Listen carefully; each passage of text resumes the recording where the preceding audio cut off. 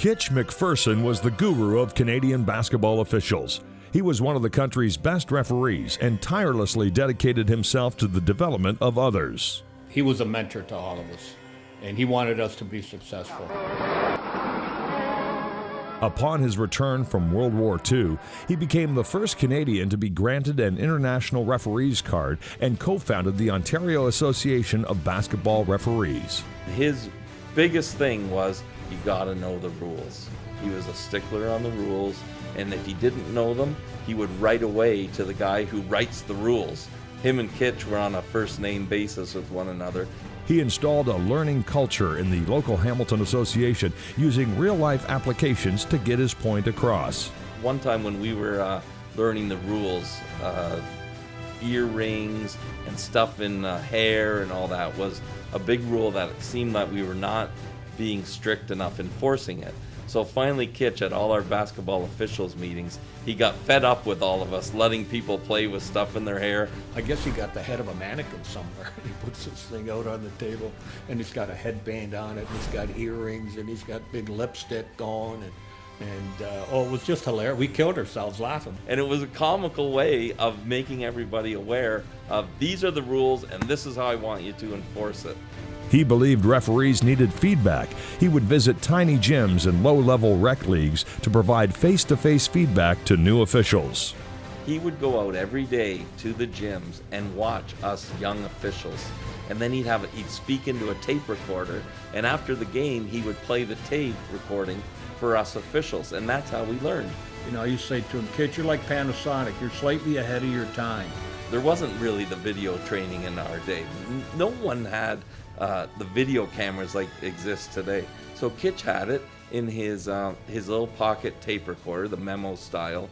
And I think what it was, and what he used to say is, it prevented him, if he's writing something down, then his eyes are down and he's not seeing the play that's going on.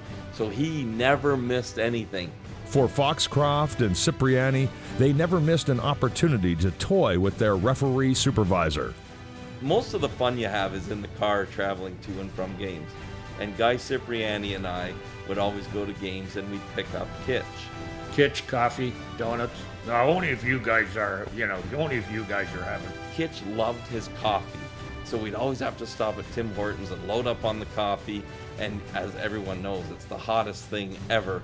We get in the car, give the boys their coffee, whatever they're drinking, give Kitch his coffee. Kitch would be holding it in his hand, and I swear his hand is scalding hot, and I could smell the burning skin.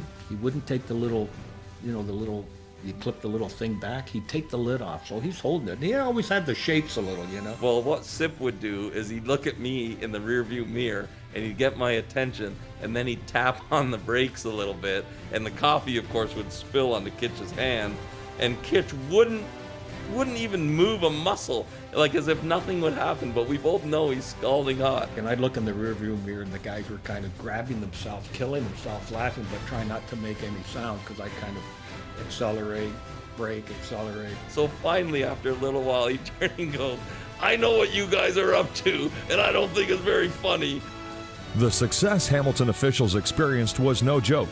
The culture Kitch developed churned out more elite referees than any other area in the country. If you learn from the best, you're going to be the best.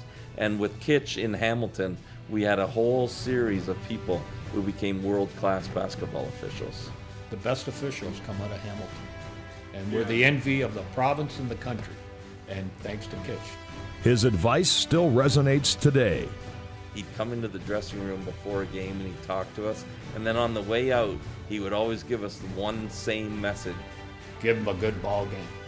And that was it. And a lot of times today, that's what we say. KitchMacPherson gave Hamilton and Canada a good ball game for almost 50 years. We'd all still look in the stands for him and kind of hope that he would still walk into the gym and see us referee and be proud of us. We miss him. The Hamilton Sports Hall of Fame welcomes KitchMacPherson.